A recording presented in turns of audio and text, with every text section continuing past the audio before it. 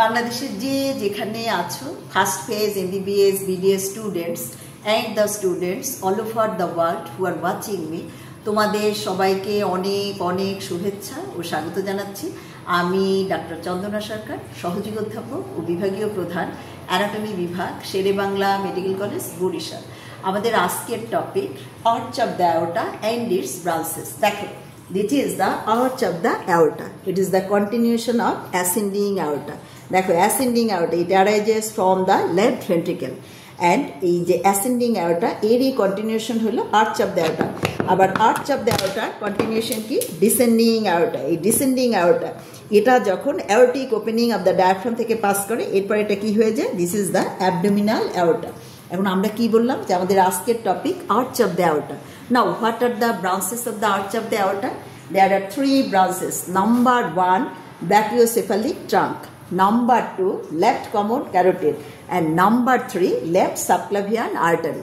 Again, brachiocephalic trunk, it divides into two branches. Right subclavian artery and right common carotid artery.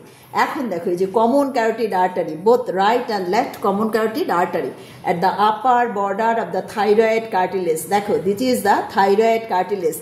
It's a laryngeal cartilage. Upper border of the thyroid cartilage, common carotid artery divides into two branches, external carotid artery and internal carotid artery.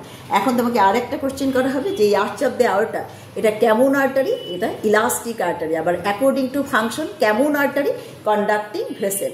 এবং এই arch of the aorta and its three branches, এই যে brachiocephalic trunk, left common carotid, left subclavian, they are the content of the superior mediastinum. So this is all about the arch of the aorta and its branches. তোমাদের যদি ভালো লেগে থাকে তোমরা like, share, comment করো, আমার চ্যানেলটা subscribe করো। আর এটা ভালো করে পড়ার জন্য আমার একটা বই আছে, easy practical anatomy OSPE and viva for thorax. বইটা তোমরা কালেক্ট করে নিও। বইয়ের জন্য তোমরা আমার সাথে কমিউনিকেট করবে।